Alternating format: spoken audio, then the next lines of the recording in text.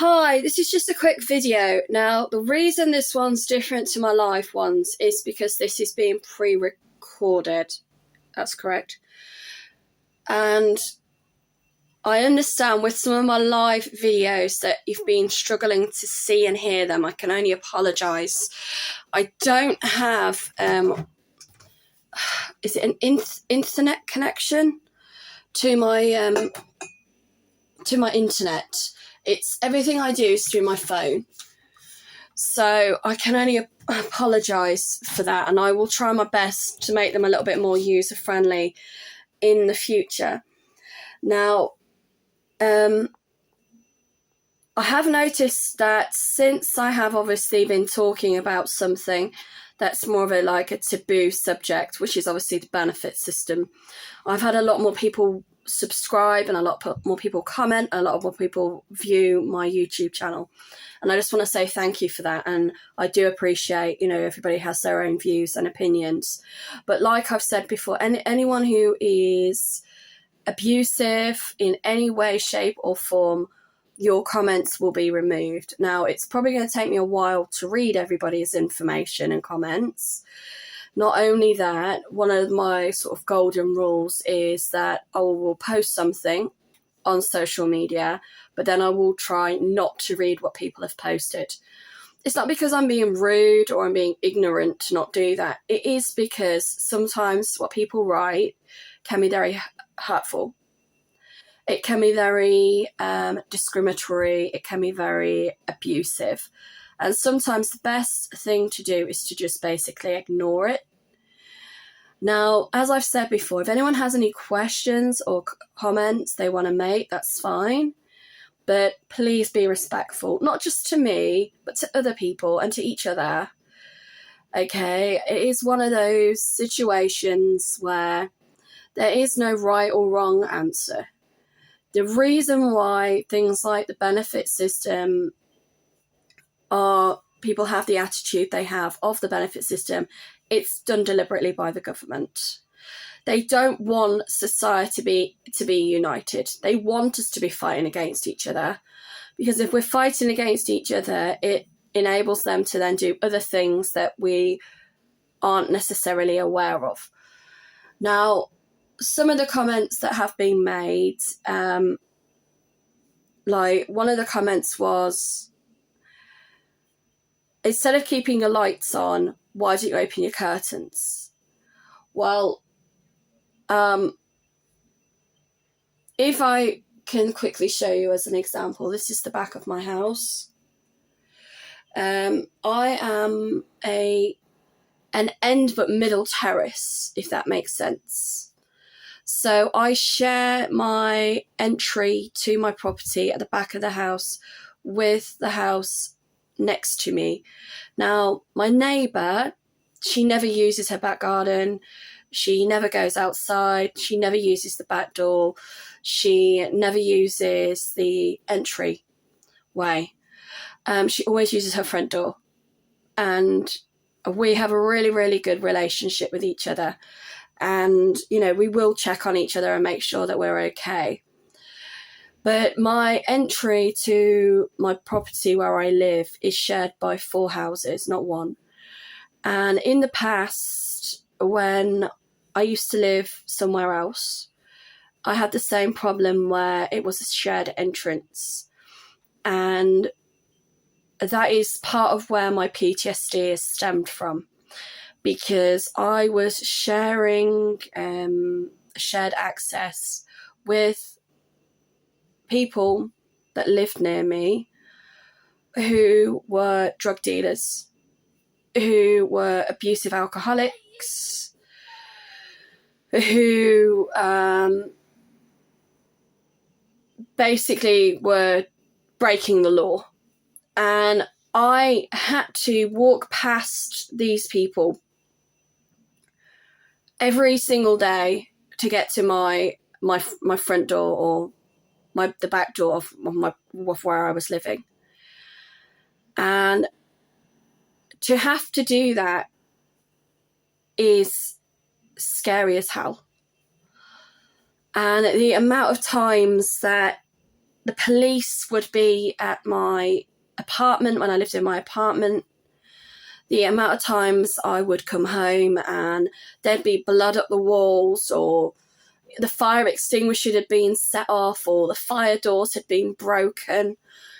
And I would literally get home and I'd be like, oh my God, I can't do this. I cannot climb up those stairs. I cannot go to my front door. I would even have people banging on my front door thinking that I was this person.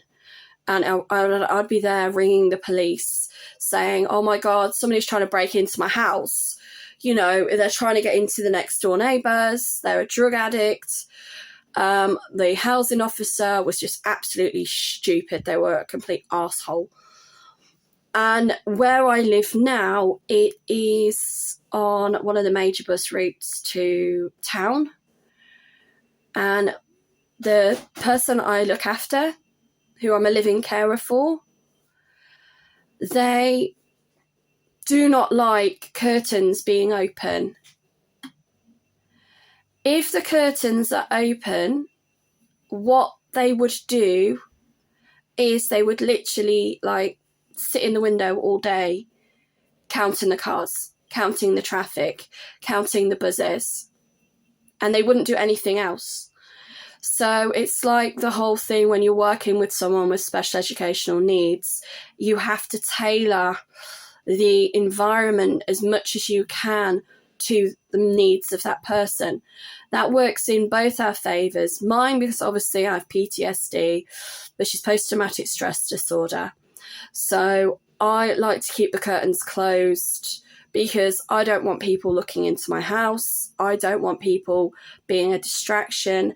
And believe me, one time I did have the curtains open, and I could visually see the Department of Work and Pensions standing across the road from where I live with their camera taking photographs, which is apparently something they are legally allowed to do if somebody has reported you. They won't tell you who's reported you, but they are legally allowed to stand outside your property and take photographs. So for that reason, again, I was at the point where I was extremely distressed. I was extremely paranoid. I was not sleeping. I wasn't eating. I was feeling extremely suicidal at that point. They even phoned me up to tell me they were doing this. And so that is why the curtains in my house are never open. And the other reason is because obviously when I was younger, I lived on my own. I was actually stalked, believe it or not, by somebody who I knew. Now, I'd known this person for years.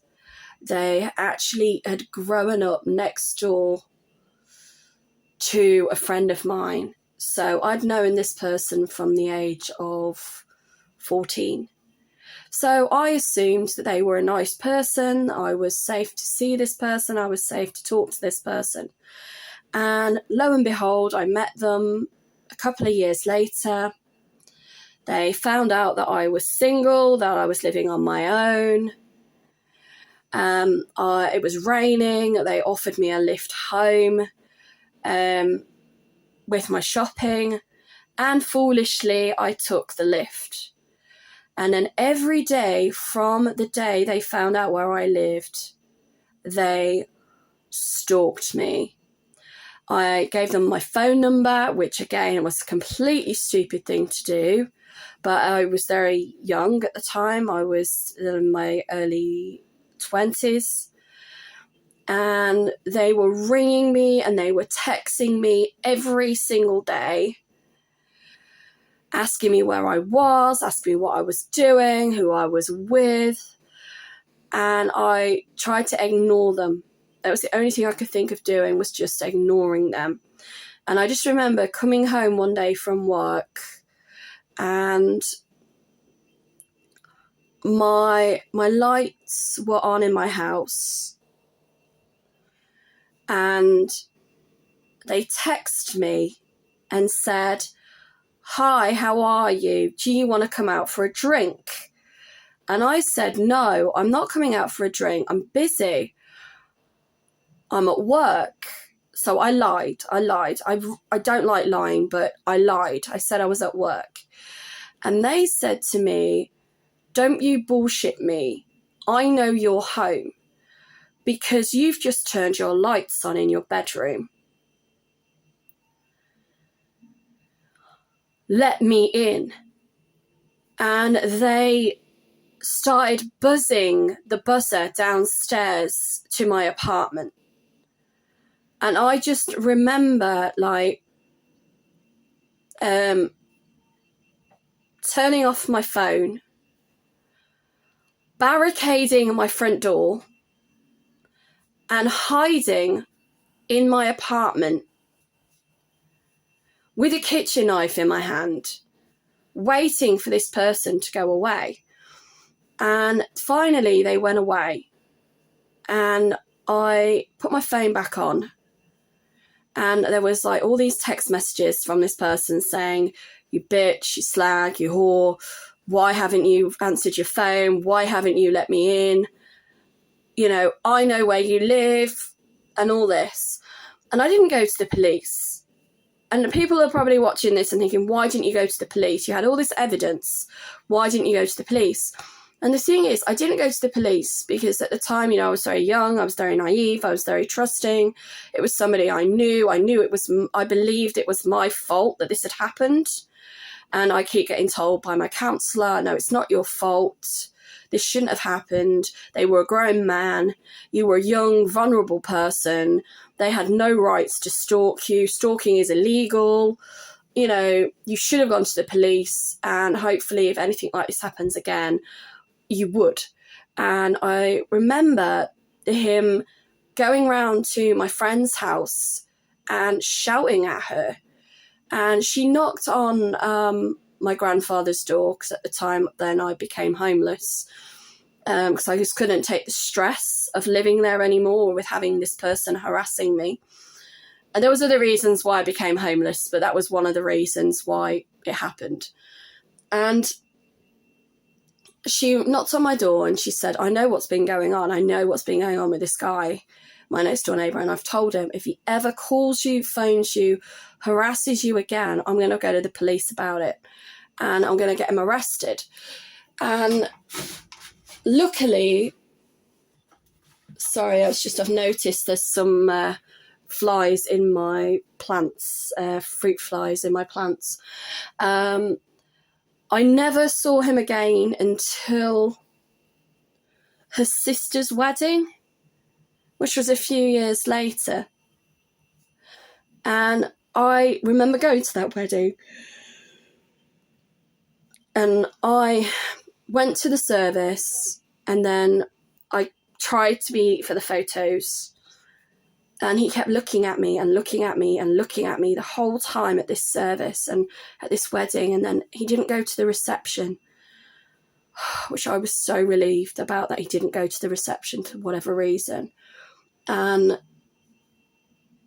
my partner at the time, he said to me, is that the guy who was stalking you? And I said, yes, it was. And then, unfortunately, what then happened was I used to live on a narrowboat. I loved living on a narrowboat. It was absolutely amazing, the best life ever. But my stalker worked for Canal and River Trust. And when we were on the boat one night, my partner at the time said to me, oh, you know that guy who used to stalk you? Do you know that he works for Canal and River Trust? And I said, yes, I do. And he said, yeah, he approached me on the canal. And he started going on about how he knew you and all this. And the moment my partner at the time told me that this guy had not only approached him, but had bragged about knowing me and who I was, and was telling him all this personal stuff about me, I actually broke up with my partner. I must have spent 6 months after being told this by my partner at the time, having nightmares, having flashbacks of this guy stalking me, having dreams that he was going to break into the boat that I was living on and kidnap me.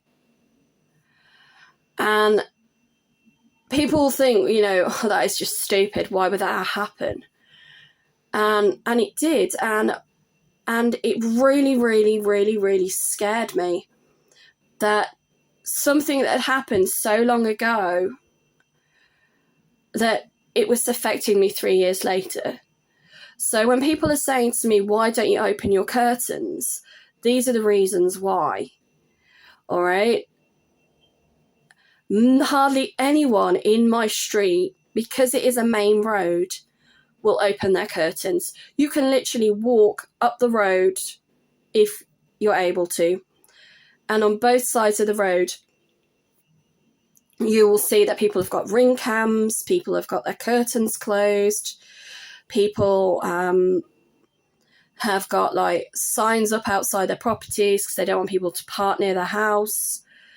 But because it is such a busy road, people keep their curtains shut, because that is the only way you get any sort of privacy, is if that happens. Otherwise, sorry, you're running away here. Every sort of half an hour on a good day, you will get the number 9 bus driving past your house, and everyone will try and look into your windows. When the traffic isn't going anywhere because it's stationary, because of the roadworks, again, people haven't got anything to do when they're sitting in traffic. So they'll want to see who lives in the house and what they look like and one thing and another. And it is the worst thing ever to be at home and having people staring at you. So that is why my curtains stay closed. And as you can see, this light is on, it's dark, and this light will stay on all night. I will not turn it off. And again, the reason for that is because, unfortunately, although, yes, I do take sleeping tablets to help me sleep, I can't sleep in the dark. I know it's crazy to say that because when you close your eyes, it is dark, but I just can't. So my worry is that if anything untoward was to happen, and then the first thing the police will say is, well, it was dark, how do you know what your attacker looked like? Well, I can say, well, it wasn't dark in my house because my lights stay on at night. Yes, I know that could be a risk factor because part of the way of getting away from someone is by not knowing who they are. And that can sometimes save your life. Just like not fighting back can sometimes save your life. But it's about feeling safe. And the only way I feel safe is by sleeping with the lights on. So thank you. And I hope this has been useful and people have understood a little bit more about how I am affected by post-traumatic stress disorder. Thank you.